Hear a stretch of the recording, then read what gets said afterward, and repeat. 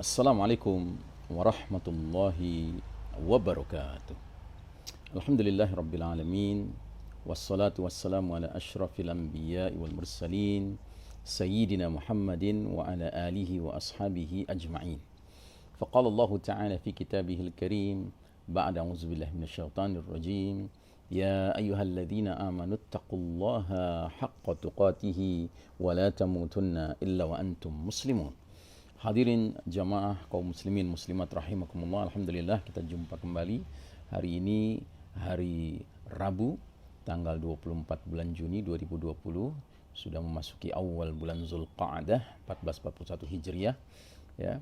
Kita lanjutkan pembahasan kajian akhir zaman kita mengenai tema khurujud dajjal, keluarnya dajjal, dan khususnya pada kesempatan kali ini kita akan membahas beberapa contoh fitnah yang ditampilkan, yang dibawa ya oleh Al-Masihud Dajjal ya. Yang pertama, ketika Al-Masihud Dajjal nanti keluar, dia akan mengaku, dia akan mengklaim bahwa dirinya adalah Rabb, adalah ya, Tuhan ya. Dikatakan dalam hadisnya, wa yaqulu ana rabbukum faman qala rabbi Allah fala fitnatan alaihi wa man qala anta rabbi faqad iftutan. Artinya Rasulullah sallallahu alaihi wasallam bersabda, dan ia Dajjal berkata, aku adalah Rabb kalian. Barang siapa berkata Rabbku adalah Allah, maka dia tidak akan terfitnah oleh Dajjal. Maka ya, barang siapa yang berkata engkaulah Rabbku, engkau Dajjal adalah Rabbku, sungguh ia telah terkena fitnahnya Ad-Dajjal ya. Hadis riwayat Imam At-Tabarani dalam Mu'jam Al-Kabir berderajat sahih. Jadi saudaraku rahimakumullah, ini sangat penting ya. Bahkan bukan hanya contoh yang ini yang penting, tetapi secara keseluruhan kita perlu menyadari, perlu memahami kenapa Nabi Muhammad sallallahu alaihi wasallam menggambarkan bahwasanya Dajjal ini merupakan a'zamul fitnah, fitnah yang paling dahsyat ya. Nah, karenanya kita perlu pelajari apa contoh-contoh yang dijelaskan oleh Nabi SAW mengenai fitnah-fitnah yang ditampilkan, yang diperlihatkan oleh Ad-Dajjal ya, agar kita bisa mempersiapkan diri. Nah, jadi yang pertama, Dajjal itu nanti akan mengklaim dirinya Rabb, mirip sekali, persis sekali seperti ya perilaku Firaun ya. Kita tahu Firaun, penguasa Mesir ribuan tahun yang lalu, berlaku tagha, melampaui batas dalam kekuasaannya sampai dia kemudian mengklaim dirinya adalah Rabb, Tuhan di atas segala manusia yang dia pimpin di Mesir ya. Dan dia bahkan mengatakan ana rabbukumul a'la, akulah Rabb kalian yang maha tinggi ya. Jadi sedemikian sombongnya Firaun itu sehingga dia ya merasa dirinya itu berkuasa, sehingga dia meletakkan dirinya sebagai tandingan Allah Subhanahu wa taala. Dia mengklaim dirinya Rabb ya, padahal dia tidak pernah menciptakan sesuatu apapun ya. Nah,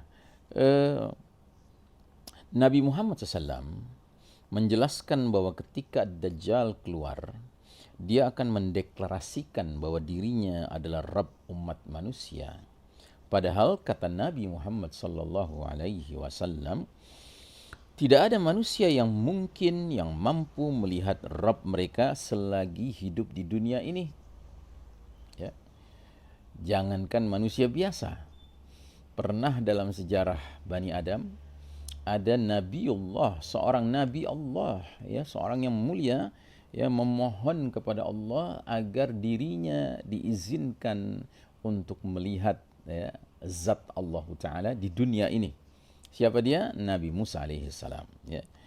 Disebutkan ya dalam surah Al-A'raf 143, walamma jaa Musa limiqatina wa kallamahu rabbuhu qala rabbi arini anzur ilaik. Dan tatkala Musa alaihissalam datang untuk bermunajat kepada kami di waktu yang telah kami tentukan, dan Rabb-nya telah berfirman langsung kepadanya, maka berkatalah Musa alaihissalam, "Ya Rabbku, tampakkanlah dirimu di hadapanku agar aku dapat melihat engkau." Ya. Lalu apa yang terjadi? Yang terjadi adalah Allah menjawab, ya. Qala lan tarani walakin inzur ila al-jabali fa in istaqarra makanahu fasawfa tarani. Ya. Kata Allah Ta'ala menjawab permohonan Musa alaihissalam, kamu sekali-kali tidak akan sanggup melihatku, tetapi lihatlah ke arah bukit tersebut. Maka jika bukit tersebut tetap di tempatnya sebagaimana sedia kala, niscaya engkau dapat melihatku. Maka tatkala Rabb-nya Allah Ta'ala menampakkan diri kepada gunung itu, dijadikannya gunung itu hancur, luluh, dan Musa pun jatuh pingsan. Ya. Maka setelah Musa alaihissalam sadar dari pingsannya, apa yang dia katakan? Dia katakan, "Subhanaka tubtu ilaika wa ana awwalul mu'minin." Maha suci engkau ya Allah, aku bertaubat kepadamu dan aku orang yang pertama-tama beriman. Ya, Masya Allah Ta'ala. Jadi sejarah sudah menjadi satu dalil, satu hujjah, ya, argumentasi bahwasanya seorang Nabi Allah, Nabi Musa alaihissalam, dan Nabi Musa ingat adalah salah satu dari 5 ulul azmi, 5 nabi-nabi yang spesial yang memiliki azam yang kuat di dalam menjalankan tugas-tugas risalah kenabiannya. Ya. Nah, namun Allah Ta'ala tidak mengizinkan Nabi Musa alaihissalam selagi hidup di dunia ini melihat, ya, zat Allah Ta'ala. Ya. Nah, apalagi manusia biasa. Karenanya sebenarnya secara logika adalah satu hal yang aneh sekali, yang tidak make sense, ya. Kok ada manusia nanti bisa sampai percaya bahwasanya Dajjal merupakan Rabb? Kok bisa? Kok bisa, ya? Karena Dajjal nanti diizinkan Allah Ta'ala melakukan banyak hal-hal yang luar biasa, yang menakjubkan. Bayangkan Dajjal nanti, ya, akan membawa sesuatu yang tampilannya seperti surga, yang indah, yang nikmat, dan juga sesuatu yang sangat mengerikan seperti neraka. Ya. Kemudian juga Dajjal akan berkolaborasi dengan syaitan, ya, dari kalangan jin, ya, untuk menipu umat manusia. Termasuk juga Dajjal kelak nanti akan menampilkan suatu atraksi di mana dia sudah membunuh seorang manusia, hamba Allah, lalu dia hidupkan kembali. Nah, hal-hal yang luar biasa inilah yang berpotensi menyebabkan banyak manusia kelak nanti, ya, ketika Dajjal mengklaim, mengaku, memproklamirkan ana rabbukum, aku Rabb kalian, mereka tunduk patuh berserah diri kepada Dajjal sebagai Rabbnya. Ya. Karenanya saudaraku rahimakumullah, hatta dari sekarang selagi Dajjalnya belum muncul, mari kita kokohkan keimanan kita, tauhid kita, bahwasanya la ilaha illallah, tidak ada ilah yang pantas disembah, yang pantas dijadikan tempat bergantung, yang pantas dijadikan tempat memohon, yang pantas dijadikan tempat menentukan mana yang halal, mana yang haram, mana yang hak, mana yang batil, mana yang disuruh dan mana yang dilarang, selain daripada Allah Ta'ala. Ya. Nah, jadi saudaraku rahimakumullah, bahkan hari ini kita sudah bisa melihat juga kenapa nanti ada manusia-manusia yang begitu bodohnya memperlakukan Dajjal sebagai Rabb. Ya. Sedangkan di zaman kita sekarang saja ada manusia-manusia yang Allah takdirkan mempunyai kekuasaan di muka bumi ini. Kemudian dia berlaku sedemikian rupa sombongnya dengan kekuasaannya, maka sebagian rakyatnya bahkan memperlakukan dirinya sudah seperti Rabb. Ya. Kita ambil contoh yang paling nyata di Suriah hari ini. Di Suriah hari ini yang memimpin negeri tersebut, yang berkuasa di negeri tersebut de facto di jure adalah seseorang bernama Hafiz Bashar Assad, ya, putranya Hafiz Assad. Ya. Nah, Basharul Assad ini oleh orang-orang rakyat Suriah yang seagama dengan dirinya, yaitu agama Syiah Nusairiyah, ya, sekte Nusairiyah, ya, mereka itu memperlakukan imam mereka yaitu Bashar al-Assad itu layaknya seorang Rabb, ya, suatu Rabb, ya, suatu Tuhan, ya. Karenanya orang-orang di Suriah hari ini apabila digelar ya poster besar Bashar Assad di jalan-jalan, ya, itu mereka rela untuk bersujud mencium foto itu, bersujud, ya, karena memang mereka meyakini bahwa Bashar al-Assad ini adalah Rabb. Padahal apalah kelebihan Bashar al-Assad dibandingkan Dajjal nanti? Ya, jadi sekarang Dujjal ini, Dajjal-Dajjal kecil ini sudah diperlakukan sebagai Rabb, padahal mereka manusia biasa. Begitu juga dengan Dajjal. Kelak nanti memang Dajjal diizinkan Allah memiliki 1001 tipu daya. Tetapi kita harusnya sudah belajar dari sekarang. Dari sekarang ketika Dajjalnya belum muncul, jangan hendaknya kita memperlakukan siapapun sebagai Rabb, pengganti Allah Ta'ala. Ya. Nah, termasuk jangan hendaknya kita tunduk patuh berserah diri begitu saja dengan sistem dunia yang sedang berlangsung sekarang. Yang meminjam istilah Ahmad Thompson, dunia hari ini adalah sistem Dajjal.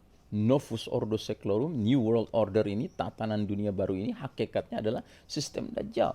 Sebuah tatanan yang mengajak manusia, terutama kaum muslimin, untuk meninggalkan keimanan mereka dan menanggalkan keimanan mereka. Dan tidak lagi bergantung kepada Allah Ta'ala, tapi bergantung kepada sistem dunia hari ini.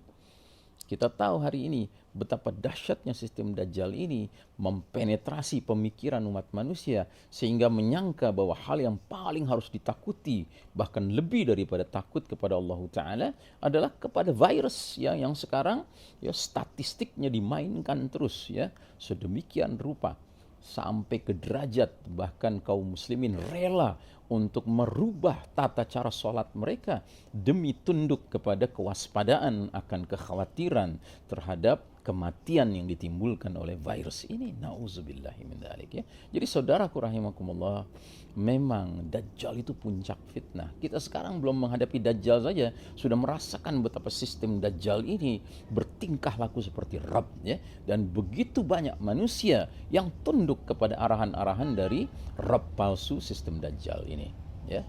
Nah, jadi karenanya saudaraku rahimakumullah, marilah kita hifdzul iman, pelihara keimanan kita.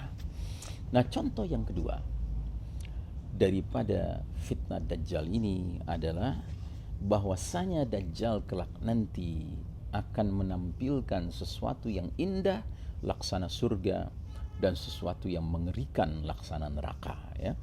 Dikatakan oleh Nabi, ala ukhbirukum anid dajjali hadithan ma haddathahu nabiyyun qaumahu innahu a'waru wa innahu yaji'u ma'ahu mithlul jannati wan nar fallati yaqulu innaha al jannatu hiya an-nar wa inni anzartukum bihi kama anzara bihi nuhun qaumahu. Rasulullah Muhammad sallallahu alaihi wasallam bersabda, maukah aku beritahukan kepada kalian suatu hal mengenai Ad-Dajjal, suatu hal yang belum pernah dikabarkan oleh seorang nabi pun kepada kaumnya. Sesungguhnya Dajjal itu buta sebelah matanya. Dajjal datang dengan sesuatu yang seperti surga dan neraka. Yang dikatakannya surga justru berarti itu adalah neraka Allah Ta'ala. Dan sungguh aku peringatkan atas kalian sebagaimana Nuh alaihissalam memperingatkan atas kaumnya mengenai fitnah Dajjal ini. Jadi saudaraku rahimakumullah, untuk mendukung klaim, ya, pengakuan dirinya sebagai Rabb, ya, Dajjal akan tampil membawa surga dan nerakanya sendiri. Tetapi Nabi Muhammad SAW telah memperingatkan umatnya agar waspada. Sebab yang dikatakan Dajjal berupa surganya, jannahnya, justru merupakan narullah, neraka Allah Ta'ala. Barang siapa yang mau mempercayai bahwa Dajjal adalah Rabbnya, maka orang itu akan diberi surga oleh Dajjal. Diberi positive reinforcement, ya, diberi hadiah, ya, yang menyenangkan, yang positif, ya. Ya. Sebaliknya barang siapa yang mengingkari Dajjal sebagai Rabb, maka orang itu akan dibuat menderita dengan merasakan nerakanya Dajjal, kesengsaraan ciptaan Dajjal itu. Dalam salah satu hadis Nabi Muhammad SAW menjelaskan bahwa ketika Dajjal melintasi suatu perkampungan yang penduduknya mau mengimani Dajjal sebagai Rabb, maka Dajjal akan membuat senang kaum itu dengan memerintahkan langit dan bumi agar mendatangkan kesuburan kepada kampung itu, sehingga hewan ternak dari kaum tersebut menjadi gemuk.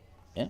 Sebaliknya, ketika Dajjal melintasi suatu perkampungan yang penduduknya mengingkari Dajjal sebagai Rabb, maka kaum itu diberikan oleh Dajjal kondisi menjadi penuh penderitaan dan kemiskinan. Ya. Mari kita simak baik-baik hadisnya.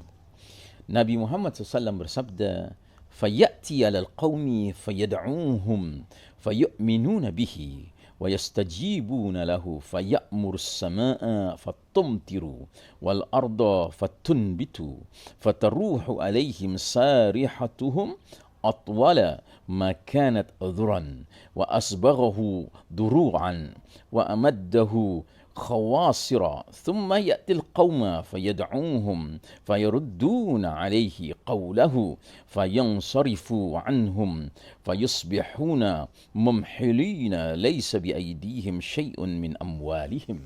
Artinya, Ad-Dajjal mendatangi suatu kaum lalu mengajak mereka, maka mereka pun beriman kepada Dajjal sebagai Rabb dan menerima ajakannya. Lantas Dajjal memerintahkan langit agar menurunkan hujan. Langit pun menurunkan hujannya.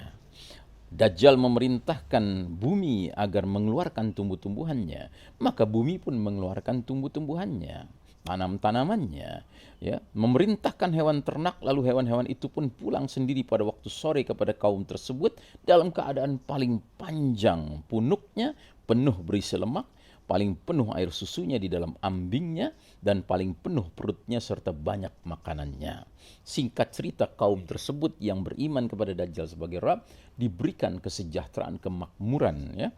Kemudian Dajjal mendatangi suatu kaum, menyeru mereka, namun kaum itu mendustakan ajakan Dajjal dan ucapan Dajjal. Maka Dajjal berpaling dari mereka. Maka mereka pun menjadi orang-orang yang miskin papa karena sangat kekurangan, tidak memiliki harta barang sedikit pun. Jadi saudaraku rahimakumullah, sekali lagi kami ingatkan, Dajjal belum keluar sekarang. Tetapi sistem dunia hari ini sudah memiliki karakteristik seperti sosok Dajjal, di mana sistem dunia hari ini akan memberikan reinforcement positif kepada siapapun yang mau tunduk dengan aturan-aturan yang digariskan, protokol-protokol yang digariskan oleh sistem dunia sekarang ini. Sementara mereka-mereka yang menentang aturan yang dibuat oleh sistem Dajjal hari ini, protokol yang digariskan oleh sistem Dajjal hari ini, akan dibuat menderita, akan dibuat ya seolah-olah mereka ini adalah pelanggar-pelanggar hukum dan aturan, dan layaknya mereka ini dihukum, layaknya mereka ini diberikan sanksi dan penalti. Ya. Nah, jadi saudaraku rahimakumullah, tampaknya waktu yang memisahkan kita. Kaji kita mengenai contoh-contoh fitnah yang dibawa oleh Dajjal akan kita lanjutkan pada pertemuan berikutnya di hari Jumat insyaallah taala. Wassallallahu ala nabiyyina Muhammadin wa ala alihi wa ashabihi ajmain. Walhamdulillahirabbil alamin. Wassalamualaikum warahmatullahi wabarakatuh.